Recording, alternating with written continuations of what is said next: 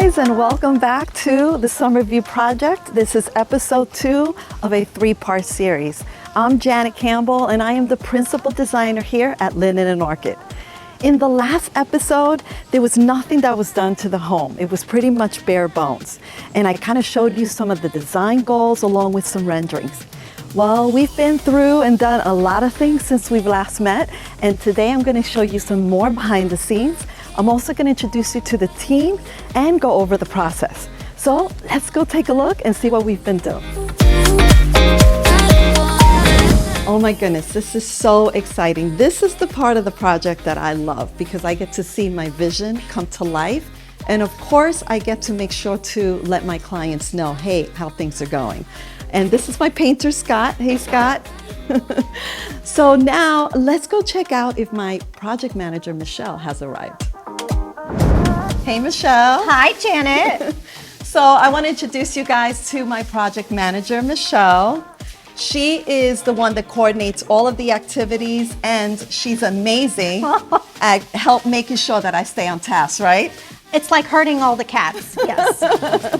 So Michelle, I see we've done a lot of work here. Things are underway. Yeah. So where are we at in the process? We are just finishing up the demolition stage, and now we're entering the rebuild stage of this project and the paint stage. One of the first things that you did was you went to look for contractors specifically for this project. So tell me, what's your thought process when you go out to vet these contractors? Well, this project is a little unique because we have a lot of stonework. It's heavy in countertops and fireplace.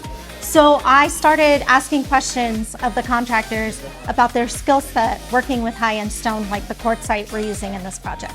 And I cannot wait for the finished product. Me either. I know there's a lot of people watching this. What would be the number one advice you would give people to avoid as far as any pitfalls? The number one advice I would give you is proposals are exactly that. They are an estimate of what your project is going to cost. Mm-hmm. You need to pad your budget 10 to 15% to avoid any kind of sticker shock. That is so true. Yeah. All right, now I'm going to introduce you to the GC.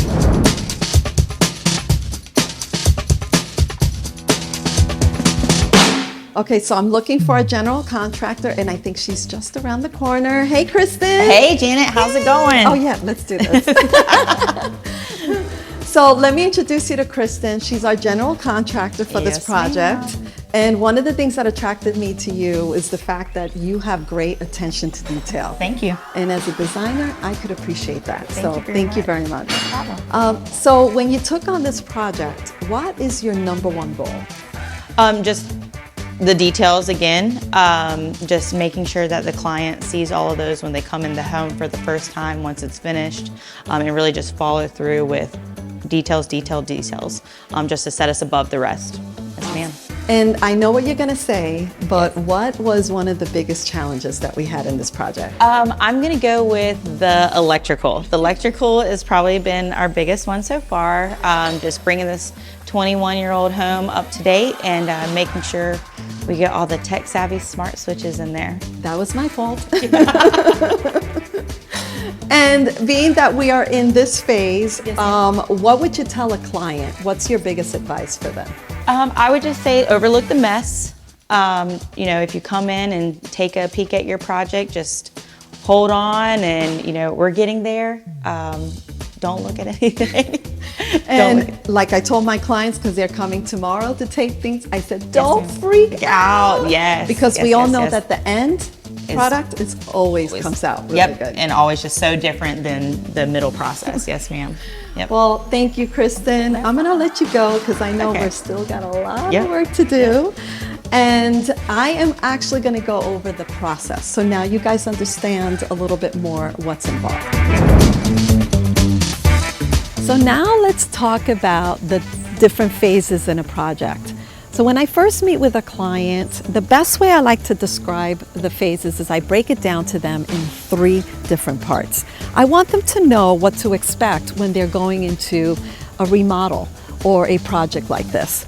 So the first phase is the design phase. That's when I collaborate with my clients. We go over all of their designs. I create a visual board, and then I end it with the 3D renderings, which I gave you guys a little sneak peek in the first episode.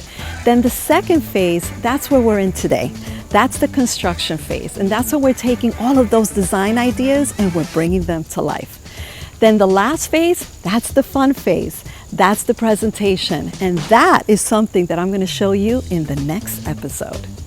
If you're working on a project, I would love to help design your sanctuary within. Thank you for watching. Until next time, this is Janet Campbell with Linen and Orchid. Bye-bye.